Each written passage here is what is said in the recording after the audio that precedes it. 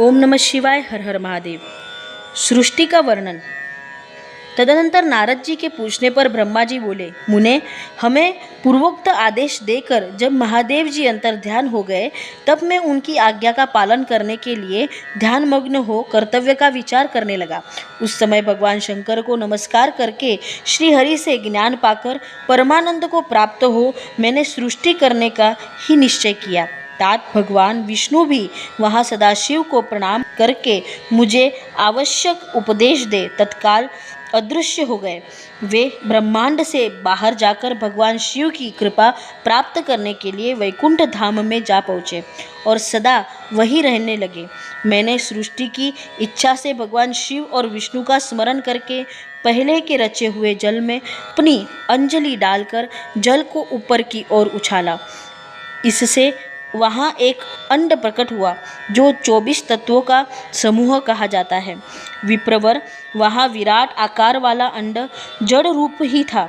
उसमें चेतनता न देखकर मुझे बड़ा संशय हुआ और मैं अत्यंत कठोर तप करने लगा। 12 वर्षों तक भगवान विष्णु के चिंतन में लगा रहा।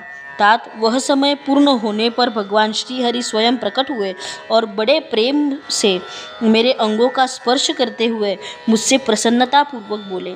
श्री विष्णु ने कहा, ब्राह्मण, तुम वर मांगो, मैं प्रसन्न हूँ। मुझे तुम्हारे लिए कुछ भी अदेय नहीं है। भगवान शिव की कृपा से मैं सब कुछ देने में समर्थ हूँ।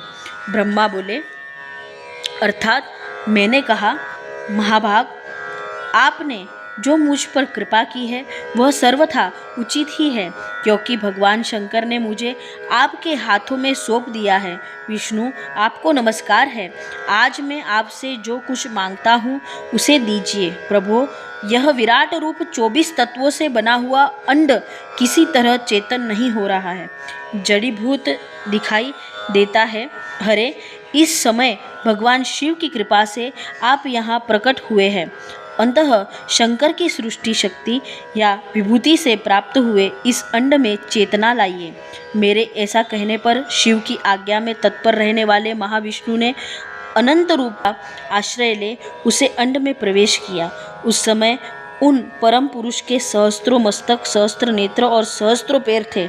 उन्होंने भूमि को सब ओर से घेर कर उस अंड को व्याप्त कर लिया। मेरे द्वारा भली भांति स्तुति की जाने पर जब श्री विष्णु ने उस अंड में प्रवेश किया, तब वह 24 तत्वों का विकार रूप अंड सचेत हो गया। पाताल से लेकर सत्यलोक तक की अवधियां वाले उस अंड के रूप में वहाँ साक्षात श्री हरि ही विराजने लगे। उस विराट अंड में व्यापक होने से ही वे प्रभु वैराज पुरुष कहलाने लगे। पंचमुख महादेव ने केवल अपने रहने के लिए सुरम्य कैलाश नगर का निर्माण किया, जो सब लोकों में ऊपर सुशोभित होता है। देवर्षि, संपूर्ण ब्रह्मांड का नाश हो जाने पर भी वैकुंठ और कैलाश, इन 2 धामों का यहाँ कभी नाश नहीं होता।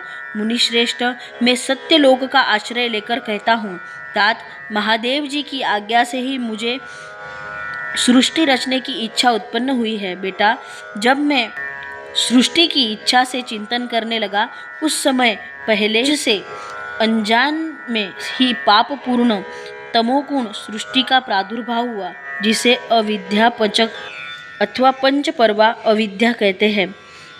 तदनंतर प्रसन्नचित होकर शंभु की आज्ञा से मैं पुनः अनासक्त भाव से सृष्टि का चिंतन करने लगा। उस समय मेरे द्वारा स्थावर संज्ञक वृक्ष की आदि की सृष्टि हुई, जिसे मुख सर्ग कहते हैं। यह पहला सर्ग है। उसे देखकर तथा वह अपने लिए पुरुषार्थ का साधन नहीं है, यह जानकर सृष्टि की इच्छा वाले मुझ ब्रह्मा से दूसरा सर्ग प्रकट हुआ, जो दुख से भरा हुआ है। उसका नाम है तिर्यक स्त्रोता। वह सर्ग भी पुरुषार्थ का साधक नहीं था। उसे भी पुरुषार्थ साधक की शक्ति से रहित जान जब मैं पुनः सृष्टि का चिंतन करने लगा, तब मुझसे शीघ्र ही तीसरे सात्विक सर्ग का प्रादुर्भाव हुआ, जिसे ऊर्ध्व स्त्रोता कहते हैं। यह देव सर्ग के नाम से विख्यात हुआ। देव सर्ग सत्यवादी तथा अत्यंत सुखदायक है। उसे भी पुरुषार्थ साधन की रुचि एक अधिकार मानकर मैंने अन्य सर्ग के लिए अपने स्वामी श्री शिव का चिंतन आरंभ किया। तब भगवान शंकर की आज्ञा से एक रजोगुण सृष्टि का प्रादुर्भाव हुआ, जिस अर्वाक स्त्रोता कहा जाता है। इस सर्ग में प्राणी मनुष्य है, जो पुरुषार्थ साधन के उच्च अधिकारी है। तदनंतर महादेव जी की आज्ञा से भूत आदि सृष्टि हुई। इस प्रकार मैंने 5 तरह की वैकृत सृष्टि का वर्णन किया। इनके सिवा 3 प्राकृत सर्ग भी कहे गए हैं, जो मुझे ब्रह्मा के सानिध्य से प्रकृति से ही प्रकट हुए हैं। इनमें पहला महत्व का सर्ग है, दूसरा सूक्ष्म भूतों अर्थात तन्मात्राओं का सर्ग है और तीसरा वैकारिक सर्ग कहलाता है। इस तरह के ये 3 प्राकृतिक सर्ग है। प्राकृतिक और वैकृतिक दोनों प्रकार के सर्गों को मिलाने से 8 सर्ग होते हैं। इनके सिवा 9वां कौमार सर्ग है, जो प्राकृत और वैकृत भी है। इस सबके अवान्तर भेद का मैं वर्णन नहीं कर सकता, क्योंकि उसका उपयोग बहुत थोड़ा है। अब द्विजात्मक स्वर्ग का प्रतिपादन करता हूँ। इसका दूसरा नाम कौमार सर्ग है, जिसमें सनक सनंदन आदि कुमारों की महत्वपूर्ण सृष्टि हुई। सनक आदि मेरे 4 मानस पुत्र हैं, जो मुझ ब्रह्मा के समान हैं। वे महान वैराग्य से संपन्न तथा उत्तम व्रत का पालन करने वाले हुए। उनका मन सदा भगवान शिव के चिंतन में ही लगा रहता है। वे संसार के विमुख एवं ज्ञानी है। उन्होंने मेरे आदेश देने पर भी सृष्टि के कार्य में मन नहीं लगाया। मुनि श्रेष्ठ नारद सनकादि कुमारों के लिए दिए हुए नकारात्मक उत्तर को सुनकर मैंने बड़ा भयंकर क्रोध प्रकट किया। उस समय मुझ पर मोह छा गया। उस अवसर पर मैंने मन ही मन भगवान विष्णु का स्मरण किया।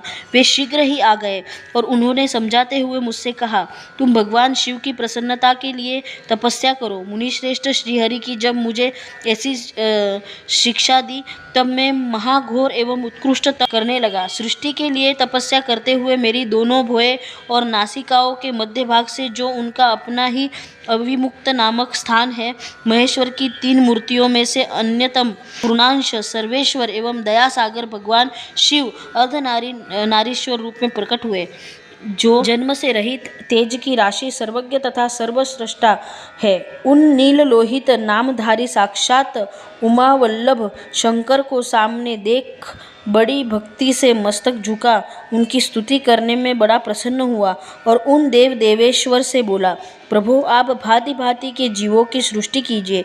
मेरी यह बात सुनकर उन देवाधिदेव महेश्वर रुद्र अपने ही समान बहुत से रुद्र गणों की सृष्टि की। तब मैंने अपने स्वामी महेश्वर महारुद्र से फिर कहा, देव आप ऐसे जीवों की सृष्टि कीजिए जो जन्म और मृत्यु के भय से युक्त हो। मुनिश्रेष्ठ मेरी ऐसी बात सुनकर करुणा सागर महादेव जी हंस पड़े और तत्काल इस प्रकार बोले। महादेव जी ने कहा, विधात मैं जन्म और मृत्यु के भय से युक्त अशोभन जीवों की सृष्टि नहीं करूँगा, क्योंकि वे कर्मों के अधीन हो दुख के समूह में डूबेंगे।